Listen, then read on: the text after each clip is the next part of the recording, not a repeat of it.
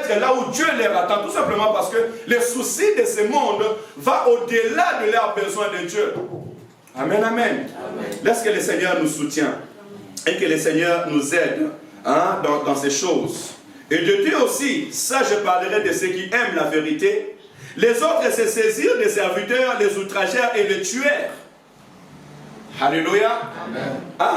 L'Esprit est en train de me dire que dans l'œuvre que nous sommes, il y a des gens qui se saisissent de nous, qui nous outragent et nous tuent.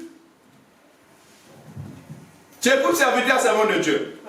Dans l'œuvre que nous sommes, dans ça, et ça là,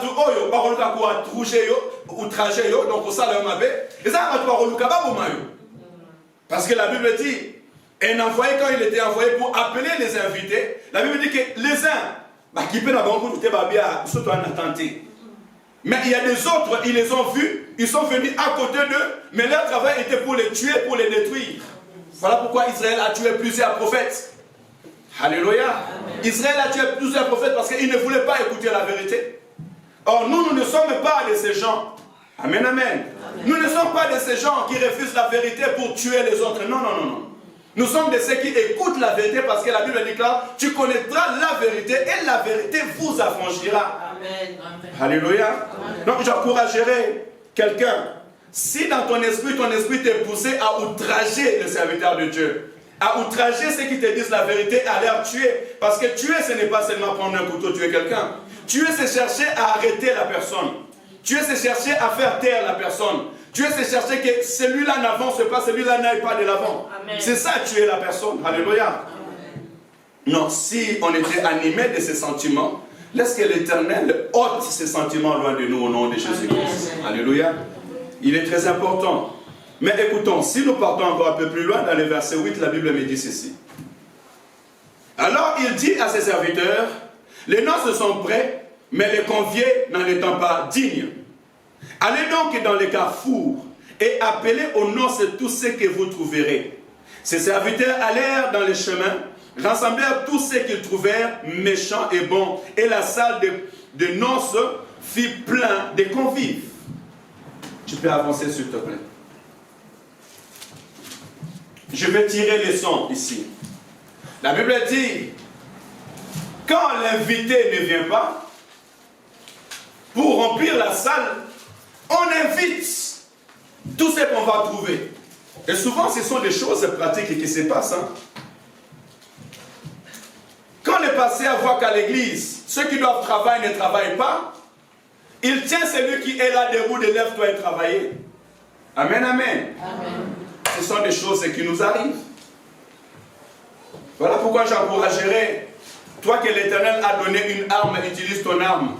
Même Christ a dit, si vous ne m'adorez pas, si vous ne me glorifiez pas, si vous ne m'acclamez pas, je susciterai même les pierres pour m'adorer, pour m'acclamer, pour me servir. Amen. Alléluia. Amen. Saisis la grâce que Dieu te donne. Saisissons cette grâce. Parce que la grâce de Dieu, lorsque nous le foulons au pied, Dieu a ses mécanismes à lui. Mais allons-y plus loin. Ici, la Bible me dit, et qu'ils ont appelé tout le monde. Et la Bible dit que la salle était remplie de bons et de mauvais. Là, je suis en train de parler de l'église locale. Amen, amen. Parce que ici, nous sommes une église locale. Et cette salle de noces là, c'est ici. Parce que l'église spirituelle, l'église universelle, ce qui est corps du Christ est une église parfaite.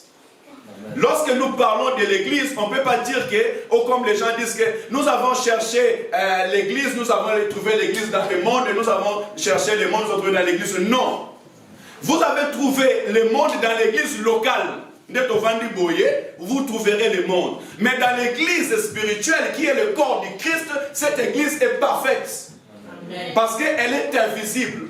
Tu peux faire membre de ACC, mais tu n'es pas membre du corps du Christ. Parce que tu n'as pas reçu Jésus comme ton sauveur et Seigneur, il n'est pas le maître de ta vie. Amen. Alléluia. Amen. Mais tu fais partie de cette église. Nous, on te voit physiquement, mais spirituellement, est-ce que Dieu te voit? Voilà pourquoi on se pose la question, comment nous nous tenons devant la face de l'Éternel? C'est pour cela que tout enfant de Dieu ne cherche pas à être membre d'une église locale, mais cherche plutôt à être corps du Christ, membre de cette église invisible, mais parfait. Amen, amen. Donc ne sois pas de ceux qui disent que l'église est imparfaite. Non, l'église est parfaite, mais c'est l'église locale qui est imparfaite. Et quand je parle de l'église locale, je parle des hommes. Parce que c'est nous, quand nous sommes réunis, nous faisons une église qui est physique, qui est palpable. Alléluia. Mais ce qui est invisible, le Seigneur est là présent, le Saint-Esprit est là présent, les anges de Dieu sont là présents, et nous sommes là présents. Nous voyons seulement une partie, vous me comprenez? Là nous sommes là, Jésus est avec nous. Les anges de l'Éternel entourent tous ceux parce que lorsqu'un roi descend, toute son armée descend. Mais nous voyons seulement une partie, et c'est cette partie-là, peut-être toi tu peux le voir imparfait, mais le Seigneur de gloire qui descend les rend parfait. Amen, amen, amen. Mais sachez que dans l'église locale, il y a de tout dans l'église locale.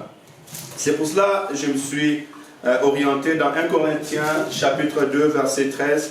On va juste faire la lecture. Dans la maison, vous pourrez les lire. Et ça, c'est aussi pour augmenter la sagesse et l'intelligence à l'église. 1 Corinthiens chapitre 2. Si je commence à lire à verset 13 et je lirai jusqu'à 3:33, la Bible déclare: et nous en parlons non avec des discours qu'enseigne la sagesse humaine, mais avec ce qu'enseigne l'esprit, employant un langage spirituel pour les choses spirituelles.